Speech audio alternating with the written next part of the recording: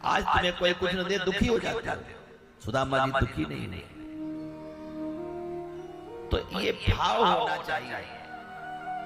लेकिन तुम्हारा भक्ति का भाव है कि सुदामा जी को हम 4 देंगे, जैसे सुदामा जी संपन्न हो गए हैं वैसे हम भी संपन्न हो जाएंगे। इसलिए कथा में ऐसे भाव कथावाचक बनाते। लेकिन हमको लगता है इससे कथा रुक जाती है, कथा में पूर्णता नहीं आ पाती। तो दोनों भाव समझना।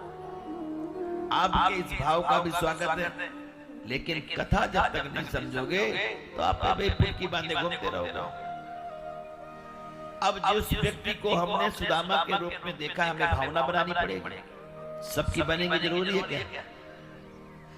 जिसका पति सुदामा बन गया जाए उसी की नहीं बनेगी, ये तो मेरे पति है।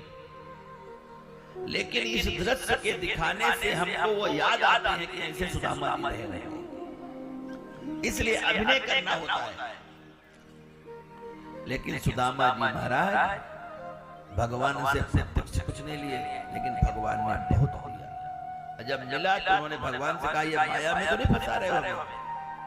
तो उन्होंने एक गीत गाया कि मेरे मनमोहन दिलदार न करना मुझसे कोई चाल, चले आओ मधुबन में। कुछ कारण बस हम आपको भजन नहीं सुना पा रहे, कारण कुछ नहीं है, स्वास्थ्य गड़बड़ है। ये काफी दिनों से चल रहा है। आज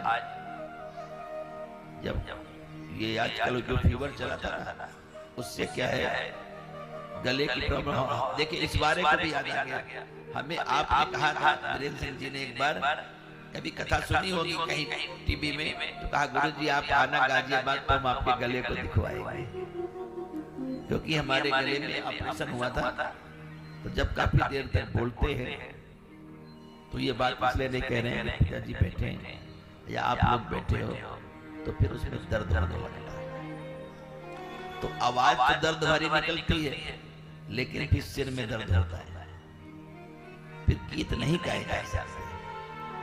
इसलिए हम जो है भजन कम गा पाते हैं। अब भजन कम गा पाते हैं तो तुमको आनंद नहीं आता। तो भगवान के पास एक ब्रेक है, वो सबके लिए एक ब्रेक रखते हैं। वो हमसे इतना ही करवाना चाहते हैं कि तुम हमारी कथा करो, और हम धीरे बोल नहीं सकते कि गांव में धीरे बोलने का अभ्यास नहीं था। गाय दूर जाए, देखो किसकी गाय है। जंगल के रहने वाले कभी हमारे गांव में देखना कैसा भीषण जंगल है।